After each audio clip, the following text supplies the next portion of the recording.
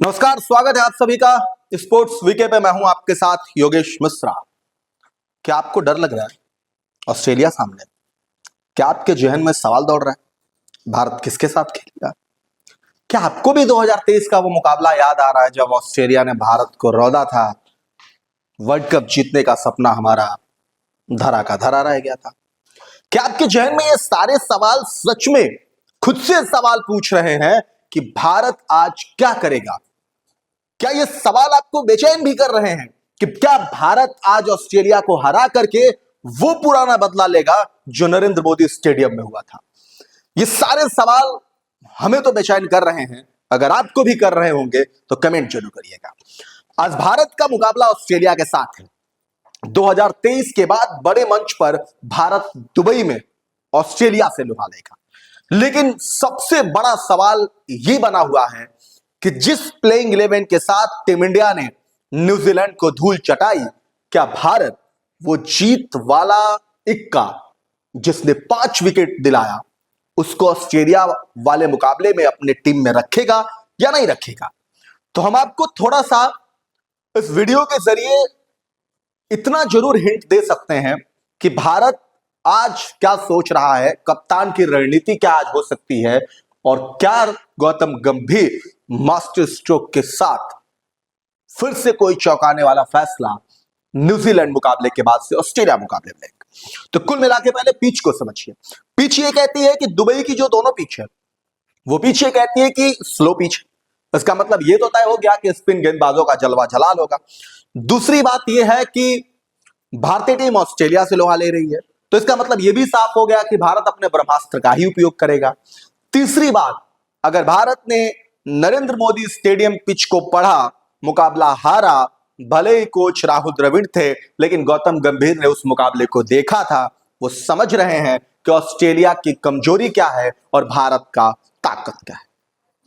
तो वैसे में ये कहना बिल्कुल भी सही होगा कि भारत शायद आज कोई बदलाव करे। शायद भारत वरुण चक्रवर्ती को टीम से बाहर करे। क्यों?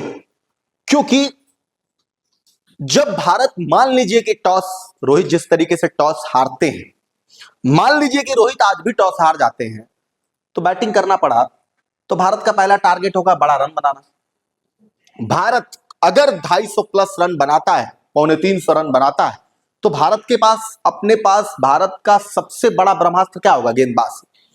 क्योंकि भारत अगर गेंदबाजी बेहतर करेगा, आउट समय समय पर करेगा, तो मुकाबला जीत लेगा।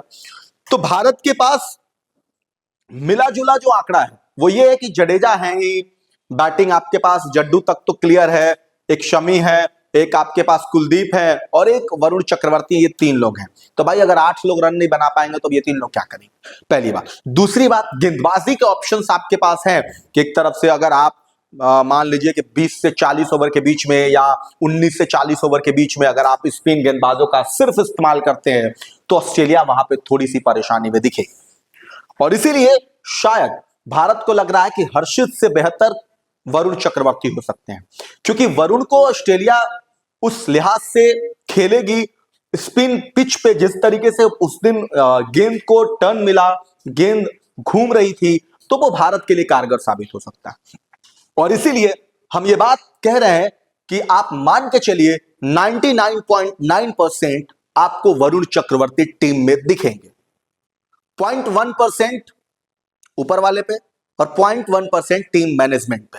अगर नहीं दिखे तो वो उन पे डिपेंड।